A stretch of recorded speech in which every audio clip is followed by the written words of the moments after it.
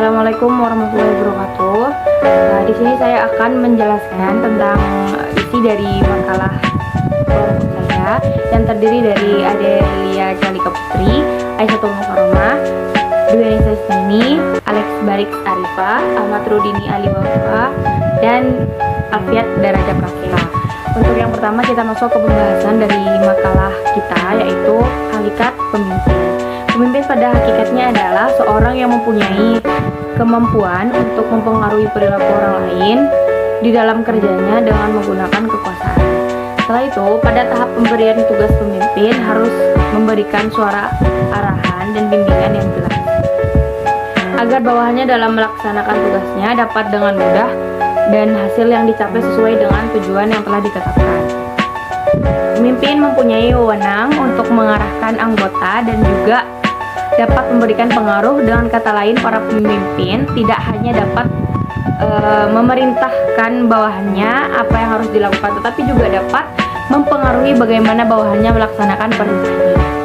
Selanjutnya adalah pengertian kepemimpinan. Menurut Keting, kepemimpinan ini adalah merupakan suatu proses atau sekelompok orang untuk mencapai satu tujuan.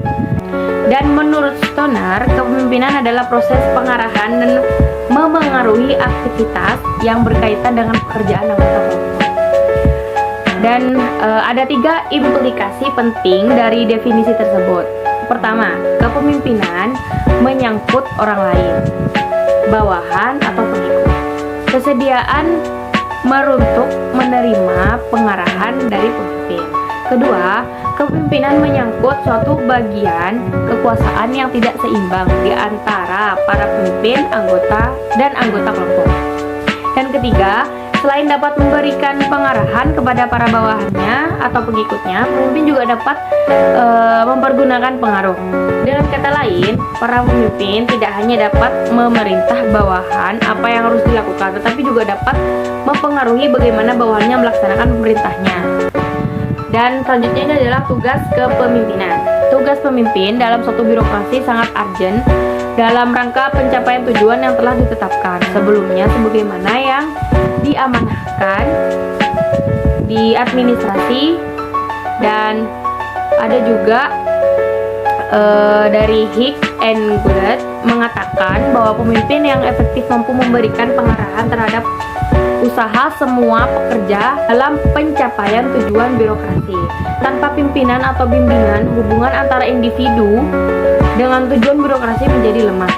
Dalam segala sesuatu, pemimpin memiliki peran yang sangat penting.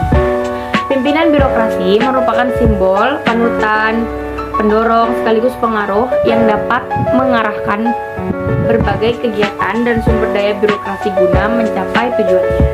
Tugas kepemimpinan pada dasarnya meliputi 2 bidang utama, yaitu pencapaian tujuan birokrasi dan kekompakan orang yang dipimpinnya.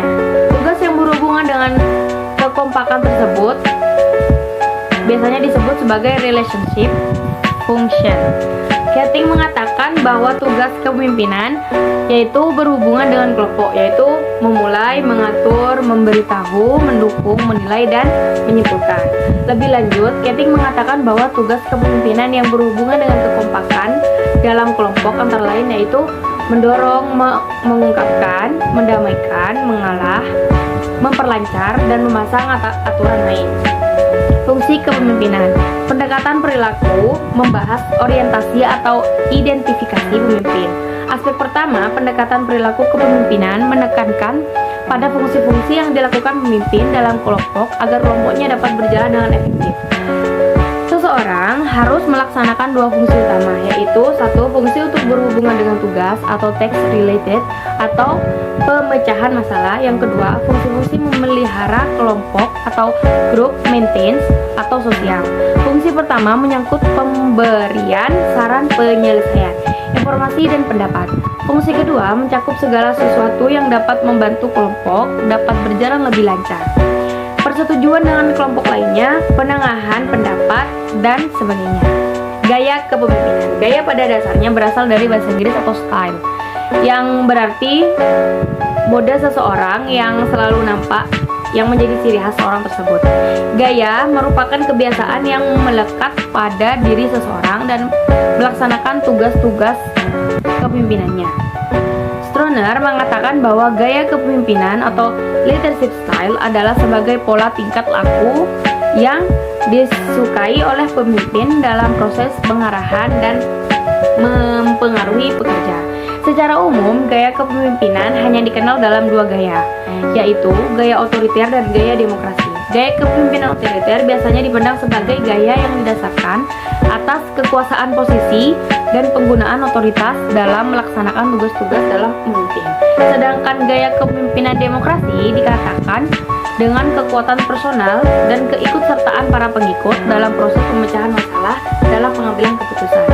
Selanjutnya ini adalah tipe-tipe kepemimpinan. Tipe-tipe kepemimpinan yang otokratis, demokratis, dan laissez-faire banyak diterapkan oleh para pemimpin di dalam berbagai macam organisasi. Yang salah satunya adalah dalam bidang pendidikan. Dengan melihat hal tersebut, maka pemimpin di bidang pendidikan diharapkan memiliki tipe kepemimpinan yang sesuai dengan harapan atau tujuan baik yang itu diharapkan dari bawahannya atau dari atasannya yang lebih tinggi. Posisinya yang pada akhirnya gaya atau tipe kepemimpinan yang dipakai oleh para pemimpin, terutama dalam bidang pendidikan, benar-benar mencerminkan sebagai seorang pemimpin yang profesional. Selanjutnya adalah faktor-faktor yang mempengaruhi efektivitas kepemimpinan. Dalam melaksanakan aktivitasnya, bahwa pemimpin dipengaruhi oleh berbagai macam faktor. Faktor-faktor tersebut sebagaimana dikemukakan oleh Joseph Reitz pada 1981 yang dikutip Nanang Fatah sebagai berikut, yaitu 1. Kepribadian atau personality, pengalaman masa lalu, dan harapan pemimpin. Hal ini mencakup nilai-nilai, latar belakang, dan pengalaman akan mempengaruhi pihak akan gaya kepemimpinan. 2 adalah harapan, perilaku atasan. 3 yaitu karakteristik, harapan, dan perilaku bawahannya mempengaruhi terhadap gaya kepemimpinan. Selanjutnya yang keempat, kebutuhan tugas. Setiap tugas bawahan juga akan mempengaruhi gaya kepemimpinan. Yang kelima, ini adalah iklim dan kebijakan organisasi mempengaruhi harapan dan perilaku bawahannya. Yang terakhir itu adalah harapan dan perilaku rekan. Selanjutnya, berdasarkan faktor-faktor tersebut, maka jelaslah bahwa kesuksesan pemimpin dalam aktivitasnya dipengaruhi oleh faktor-faktor yang dapat menunjang untuk berhasilnya suatu kepemimpinan.